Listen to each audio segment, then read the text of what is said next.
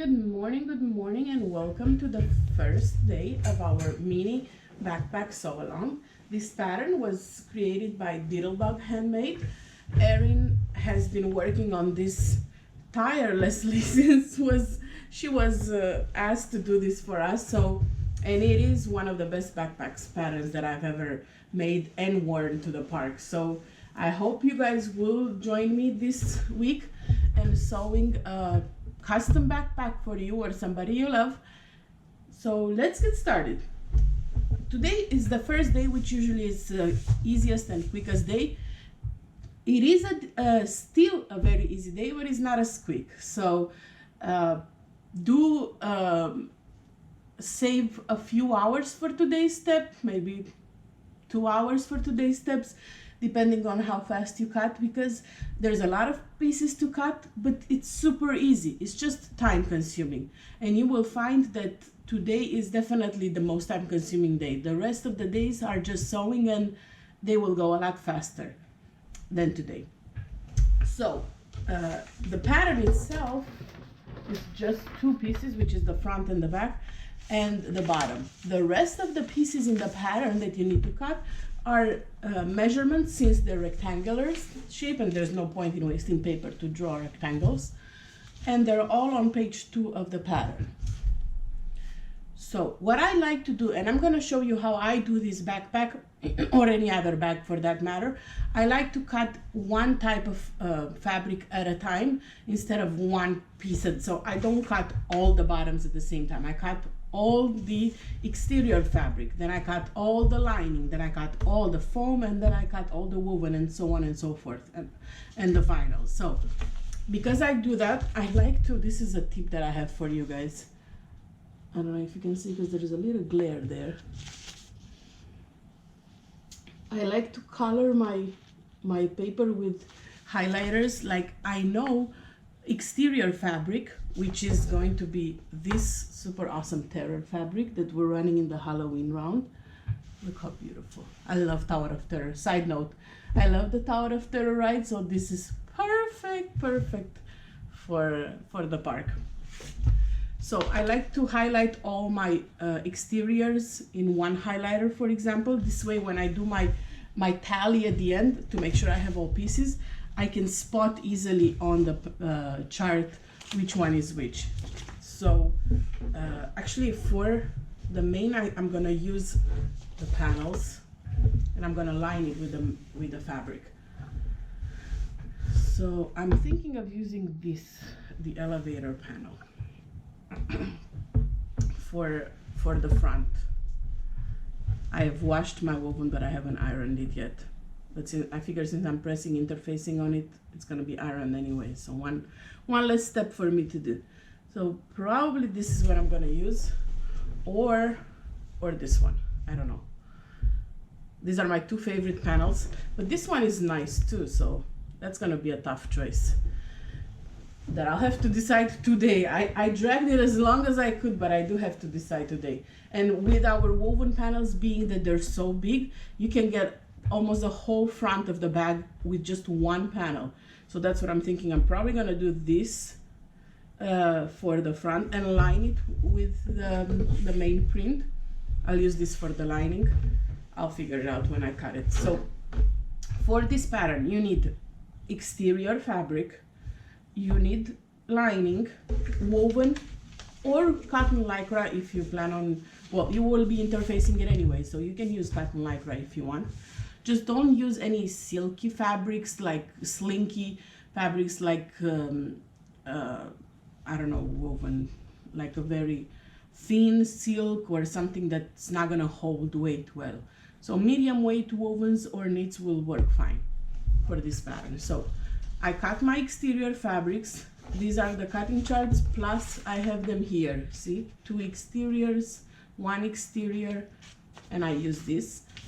Then I cut my contrasting, for which I am using vinyl. I got this from My Punk Broidery. I think all my vinyl is from there. And I'm gonna use 2 shades of purple, a purple and a lavender. And that's gonna be the back of the backpack. And the bottom I like to use vinyl for the bottom because I tend to put my bag on the floor a lot, and I know it's not good. It means something like I'm gonna lose my money, or I'm not superstitious, like not at all.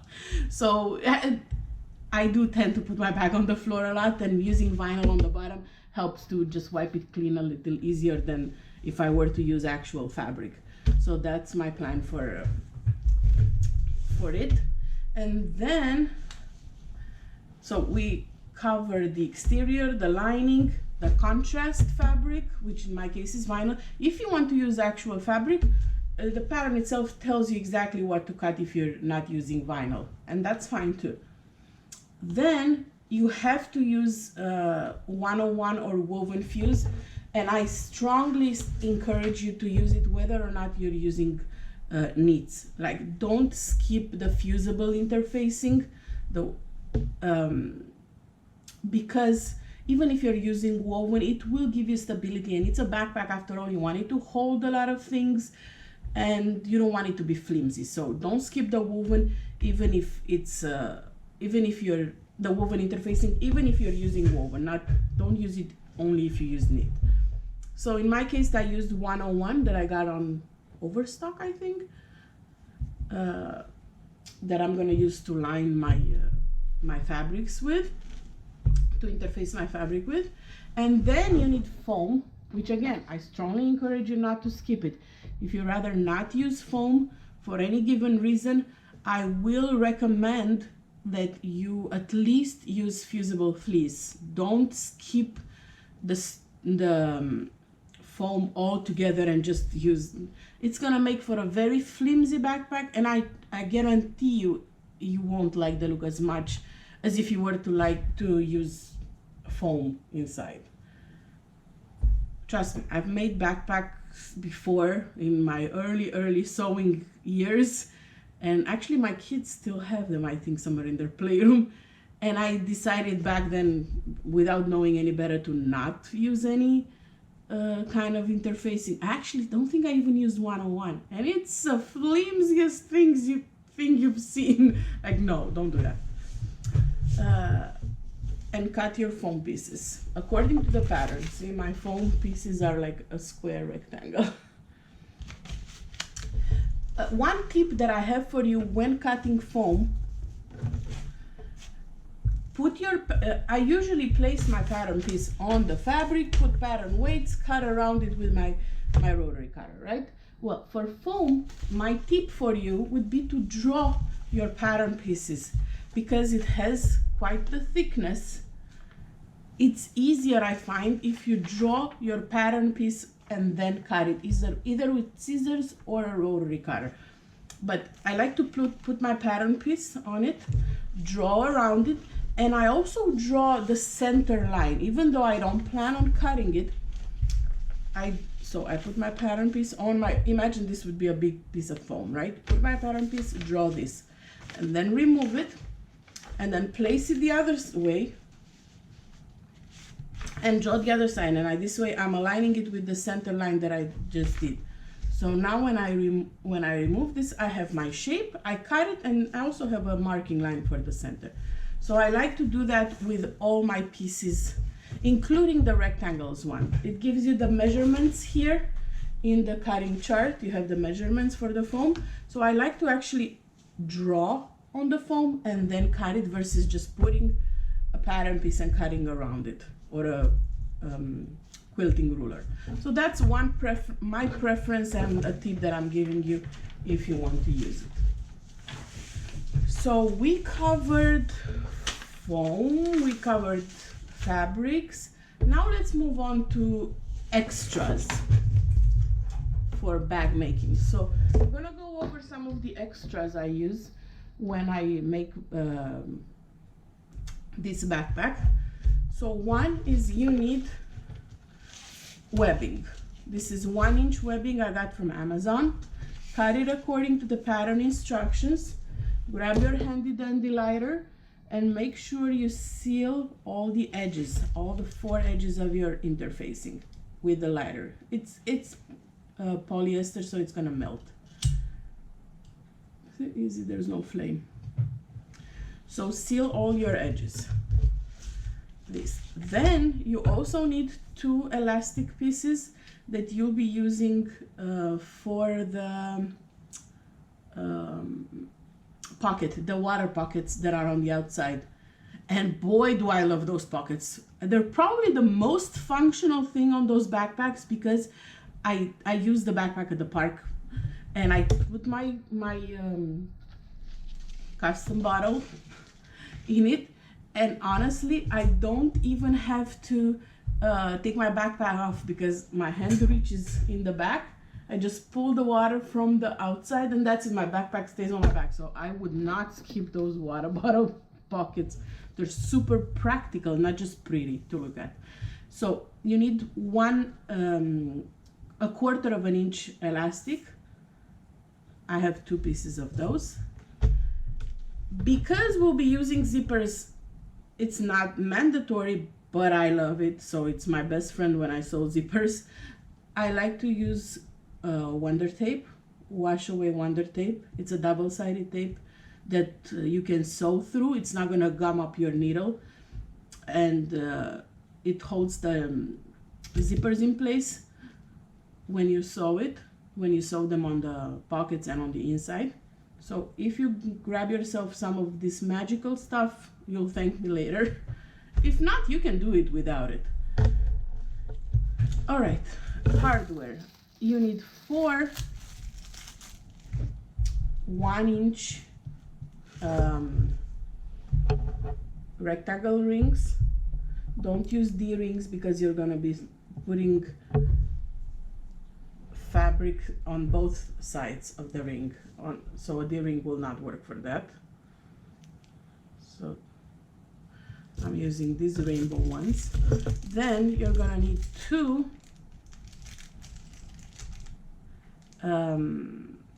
sliders.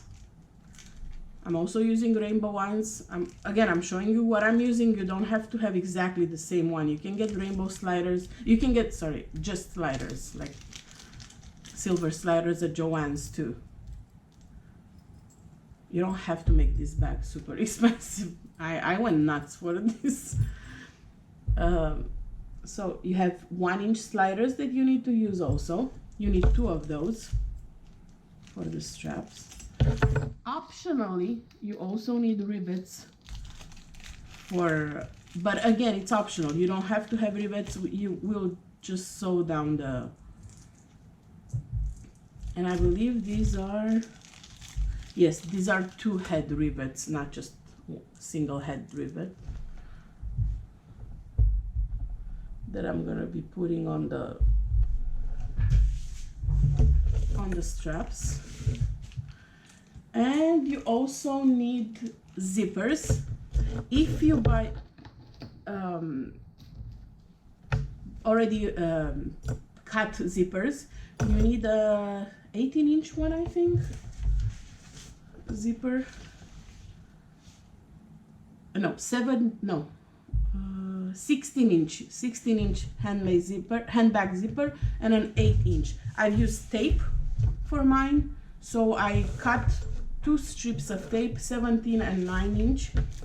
One will be for the outside of the bag, and one will be for the cargo pocket that's in the front of the bag. I got these super cute rainbow Mickey pulls. Oh my god, these are the most adorable thing. I think I'm building this bag around my rainbow pulls, but they're sold out, unfortunately. And when we get to this step, I know I have my zipper pull put on the zipper tape already, but when we get to this step, I'm gonna show you how to do it too. And you also need a zipper for the inside pocket, and for that I use an all-purpose zipper. And this is one of those that you get for like $8 for 100 on Amazon. So this is for the inside of the zipper. All right, so we went over the hardware, we went over this. Lighter is extra if you need it, and then let's go to hard stuff. When you put your rivets. You need rivet presses if you add rivets. If not, then that's easy because you're gonna be sewing down the straps, so you don't need this. And handy dandy hammer, always need it while you're sewing, right? My husband thinks I'm crazy, like, why would you need a hammer? Dude, I always use a hammer when I sew, whether it's grommets or rivets or anything else that I'm adding like fun details. I use my handy dandy hammer. I know a mallet would be better, but I don't have one, and since he has plenty of hammers, this is what I use. And he's gotten used to the noise coming from my sewing room. And the last thing that I want to talk to you about, if you're using vinyl or glitter vinyl or any kind of vinyl you can think of at the end of the day, except for obviously the iron-on ones, I would suggest you get yourself a Teflon foot. For a comparison.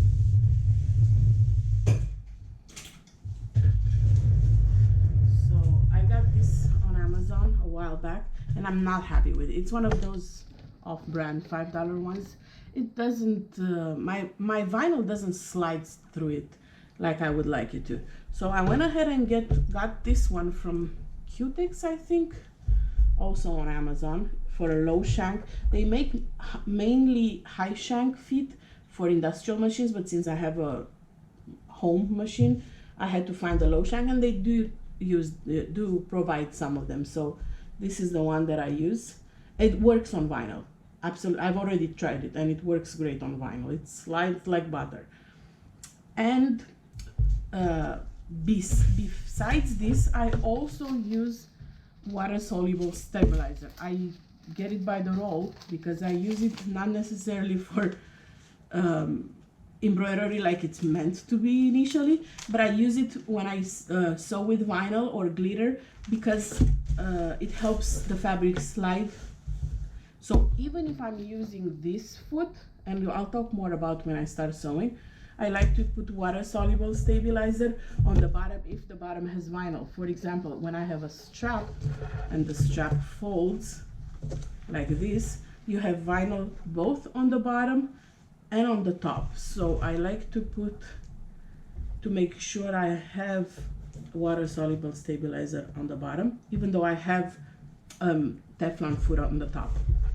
But we'll show more about when we get to those steps. So grab yourself some water-soluble stabilizer, and if you don't have a Teflon foot, then definitely grab this if you're using vinyl or glitter. If you just use fabric, your regular sewing machine foot will work just fine. So obviously clips, much better than pins for this project. And I think that's it for as far as supplies go. So I'm gonna go ahead and cut what I still have left to cut, which is my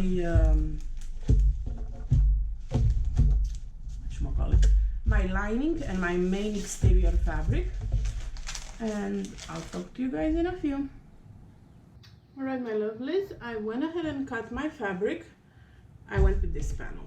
What goes up must come down, because I know that's right. So this is the panel that I'll be using for the front of my backpack. This will be my exterior fabric, and this is for the zipper part. And I'm going to be doing the side pockets in my main fabric, the cargo pockets in my main fabric too, and the lining will be in the main fabric.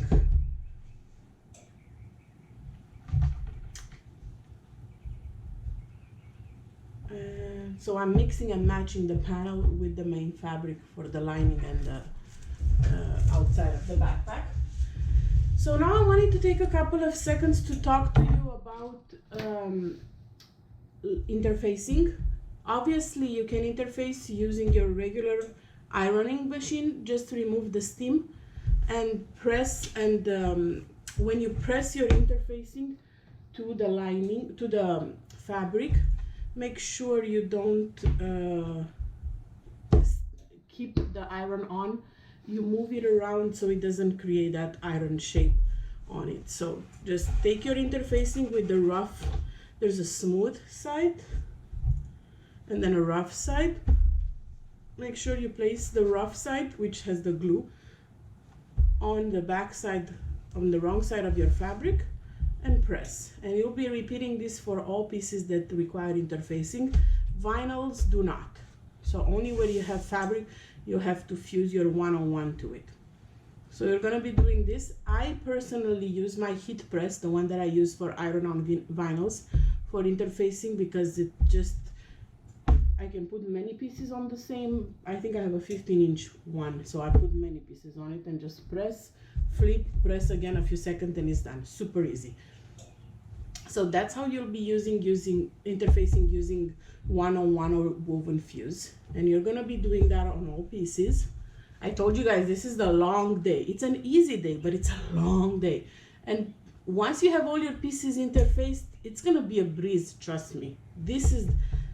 It's not hard, it's just tedious to interface all the pieces, especially if you're using an iron. But again, if you're not a bag maker and you don't plan on using vinyl for anything, I don't know if it's really worth buying heat press for this. I initially bought it for iron-ons, but I think I use it for interfacing 90% of the time. So if you ever want to splurge on something, I do encourage you to get a heat press just for this reason alone, for interfacing. But if you do one bag once in a while, I don't know if it's worth spending the money. It's your decision to make. So we're gonna go ahead and interface all of this. Then we're gonna sew the foam. I use sewing foam. Erin told me when I met her the first time and I was talking to her about this backpack, she said just don't use, and I think Shannon said the same thing, Shannon Gale from Shannon Created, don't use fusible foam, because it's not gonna look pretty. It's gonna start to make a rippling effect. Just use sewing foam. So ever since they told me that, and I trust their judgments, they're excellent bag makers, I use sewing foam. So basically there's no adhesive to it. You just sew it in with an 1/8 of an inch seam allowance for where you have zippers, or whatchamacallit, a 1/4 of an inch seam allowance everywhere else. So assuming I interface this, so first you interface with one-on-one, all the pieces. Once this is interfaced, you lay it on the foam, and then you go ahead and sew around with a straight stitch around with 1/8 of an inch, and that's your piece. That's the final piece. If there's anything extra like this, I just cut it off, because I'm not always the most precise cutter, but you get the idea. So 1/4 of an inch seam allowance around all of it, and that's it. So once you've interfaced all your pieces for today, cut, interfaced, snap a picture of them and post them in the comments of the day one photo album for the Minni Backpack Sew Along. And I'll see you back here tomorrow when we'll start sewing the backpack together. Bye.